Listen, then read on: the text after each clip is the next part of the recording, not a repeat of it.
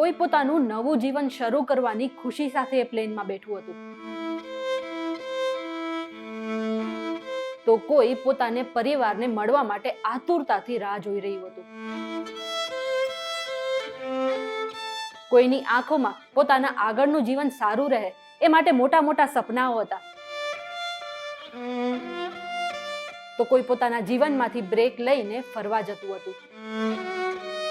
એ પ્લેનમાં 242 લોકો હતા, જેમાંથી 241 લોકોને એ નથી ખબર કે આ એમના જીવનની છેલ્લી સફર હશે. આટલું જ નહીં, તેમની સાથે તેમને છોડવા આવેલા પરિવારજનો અને મિત્રોને પણ નથી ખબર કે આ એમની સાથેની તેમની છેલ્લી મુલાકાત હશે.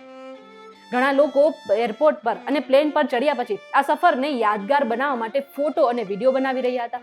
તો ઘણા લોકો પોતાના પરિવારને, પોતાના માતા પિતા અને ભાઈને કહી રહ્યા હતા કે હું તમને પહોંચીને ફોન કરીશ, તમે ચિંતા ન કરતા. પણ આપણે બધાને ખબર છે કે ફોન છે એ હવે ક્યારેય નહીં થાય. અમદાવાદ પ્લેન ક્રેશ દુર્ઘટનાની આવી જ કેટલીક કહાનીઓ તમારી પણ આંખો ભીની કરી જશે.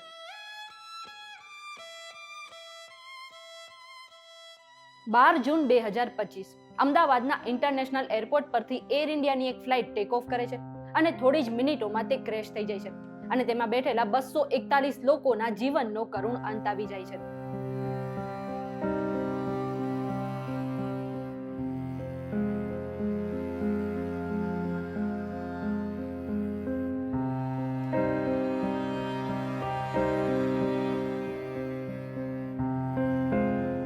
હિંમતનગરના એક પિતા એવા છે જે પોતાની દીકરીના સારા ભવિષ્ય માટે મોટા મોટા સપનાઓ જુએ છે અને એ માટે તન તોડ મહેનત કરે છે, રિક્ષા ચલાવે છે અને પૈસા એકઠા કરે છે, કારણ કે પોતાની દીકરી આગળ જતા કંઈક સારી જોબ કરી શકે, જીવનમાં કોઈ મોટી વ્યક્તિ બની શકે.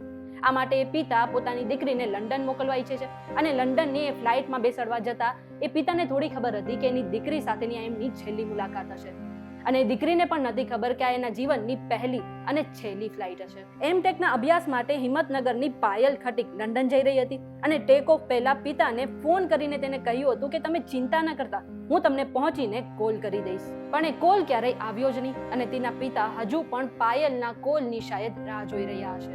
12 વાગે હિંમતનગર આવ્યા, પાછા આવીને વાત કરીને કીધું એને કે એરપોર્ટ પ્લેનમાંથી ફોન કરી વાત કરી, બીજું કંઈ કીધું નથી. અમે કીધું પ્લેન કમ્પ્લીટ હું બસ જાઉં છું, બસ આટલું જ કીધું, બસ મૂકી દીધું. બીજી કહાની છે એક એવા પરિવારની જે આખો પરિવાર ભારત છોડીને લંડનમાં પોતાનું નવું જીવન શરૂ કરવાનું સપનું જોઈ રહ્યા હતા. તેની સાથે એક નાની બાળકી હતી ને 2 નાના નાના જોડિયા બાળકો હતા. આ સાથે રાજસ્થાનના પ્રતિક જોશી અને કોમી વ્યાસ જે છે એ ઉદયપુરની નોકરી છોડીને લંડન જવા માટે નીકળી પડ્યા હતા.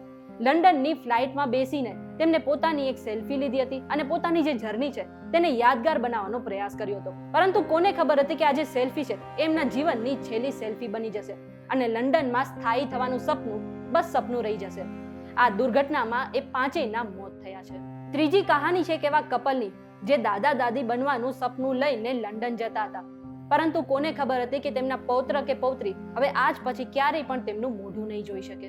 અમદાવાદ જિલ્લાના રખિયાણાના આ માતા પિતા લંડનમાં રહેતા તેના દીકરા અને વહુ પાસે જતા હતા અને લંડન જવાની ખુશી તેમના ચહેરા પર પણ દેખાઈ રહી હતી.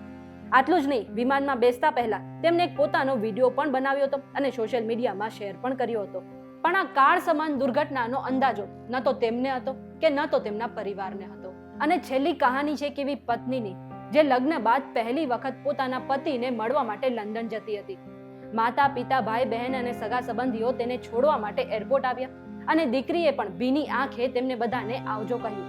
પરંતુ આ પછી હરખની સાથે પોતાના પતિને મળવા માટે તે ફ્લાઇટમાં બેસી ગઈ, પરંતુ તે આજ સુધી લંડન પહોંચી જ નથી અને શાયદ તેનો પતિ લંડનમાં તેની રાહ જોઈ રહ્યો છે.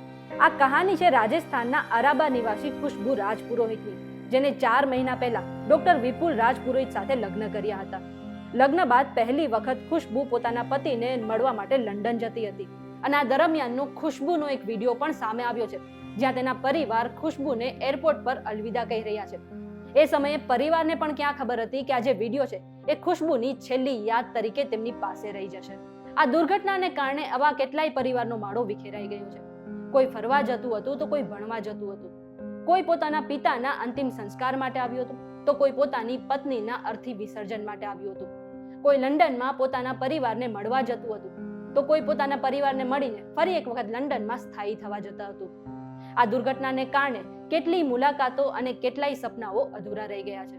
દુર્ઘટનાની પાછળનું જે કારણ છે એ હજુ સુધી આપણે કોઈને નથી ખબર, પરંતુ આ દુર્ઘટનામાં જેટલા પણ લોકોએ જીવ ગુમાવ્યો છે, ભગવાન સૌ કોઈની આત્માને શાંતિ આપે અને તેમના પરિવારને હિંમત આપે એવી આપણે સૌ કોઈ પ્રાર્થના કરીએ.